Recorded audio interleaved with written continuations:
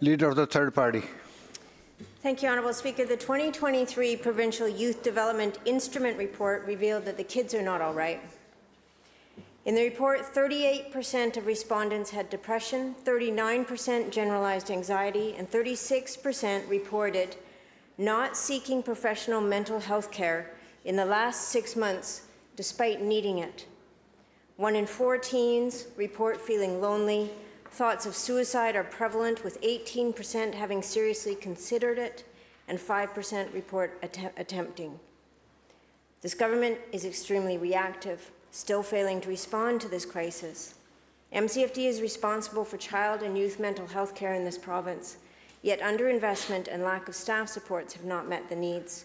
On the South Island, the average wait time for the first service with child and youth mental health is 80 days.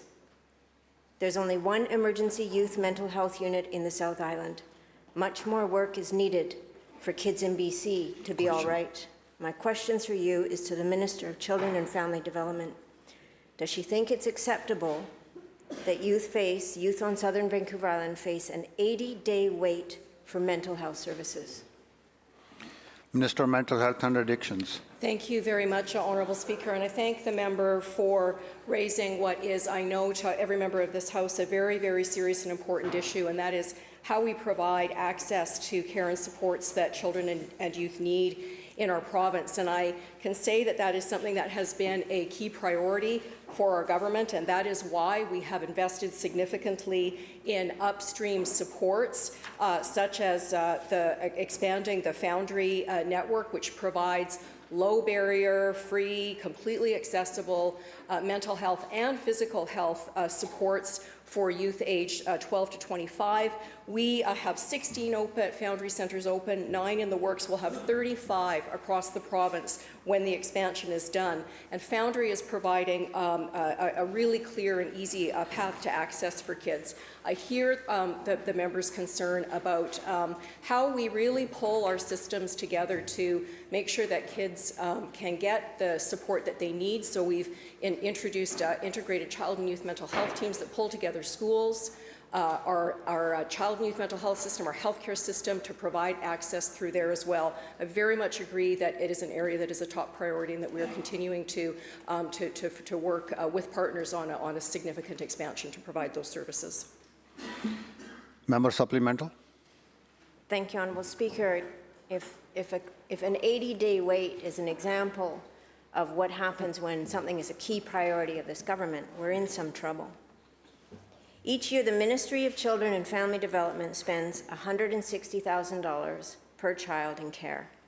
Yet funding to programs that help children, like Take a Hike Foundation, receives less from this government than the cost of 1 child in care.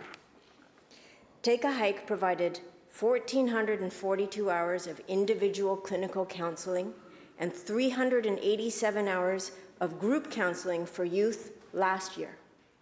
1 year.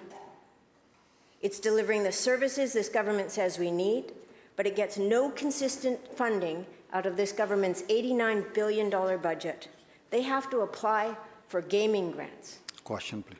My question is to the Minister of Children and Family Development. How is it that Take a Hike, a program with proven success meeting the needs of youth at risk, does not receive stable funding from this government? Minister of Mental Health and Addictions. Thank you, thank you, Honourable Speaker. And I want to share again our collective gratitude for organizations like Take a Hike, who provide really critical services. They work through education, they work through our child and youth mental health system, and we're working with a number of partners across the space. We work with Dan's Legacy and a number of child and youth focused organizations. And I'd say, Honourable Speaker, that you know, I appreciate that it is so important that when children and families reach out, that they get the help that they need. That's why we've stood up services such as integrated child and youth teams, which are provide a faster access, and we are certainly working to get wait times down. They're certainly lower than they were when we came into office in 2017. We have been working to build a system where there was not a coordinated system of child and youth mental health, Honourable Speaker, and we're going to continue to do that work.